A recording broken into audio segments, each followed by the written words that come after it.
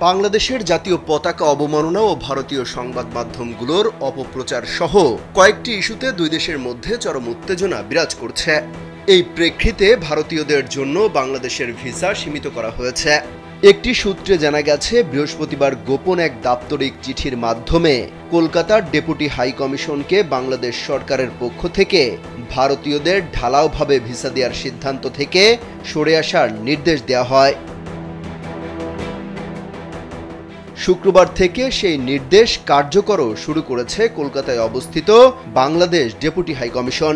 এর আগে আগরতলার ত্রিপুরায় বাংলাদেশ সহকারী হাই কমিশনে হামলা ও ভাঙচুর এবং বাংলাদেশের জাতীয় পতাকা অবমাননার পর সেখানে সব ধরনের কার্যক্রম স্থগিত করে বাংলাদেশ সরকার।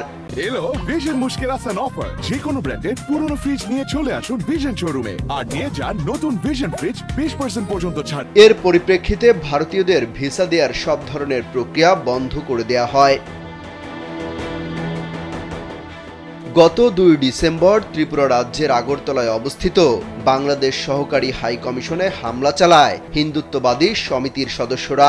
এক পর্যায়ে বিক্ষোভকারীরা সহকারী হাই কমিশনের ভিতরে হামলা করে এবং বাংলাদেশের জাতীয় পতাকা নামিয়ে ফেলে ও ছিঁড়ে দেয়। পরে ভবনের সামনে থাকা সাইনবোর্ড ভেঙে আগুন ধরিয়ে দেয় তারা। অন্যদিকে মুম্বাই ও কলকাতায় হাই কমিশনের বাইরেও বিক্ষোভ করে হিন্দুত্ববাদীরা। আগরতলার ঘটনায় বাংলাদেশ ক্ষুব্ধ প্রতিক্রিয়া জানায় এবং পুঙ্খানুপুঙ্খ তদন্তের মাধ্যমে দোষীদের বিচারের দাবি তোলে।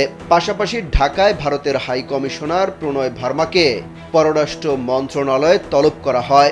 যদিও ভারত সরকার ঘটনাটি নিয়ে দুঃখ প্রকাশ করেছে। অনিরাপত্তা উদ্বেগের কারণে পররাষ্ট্র মন্ত্রণালয় আগরতলায় সহকারী হাই কমিশনের কনসুলার সেবা অনির্দিষ্টকালের জন্য বন্ধ ঘোষণা করেছে। অমিত হাসান রবিন, কালবেলা।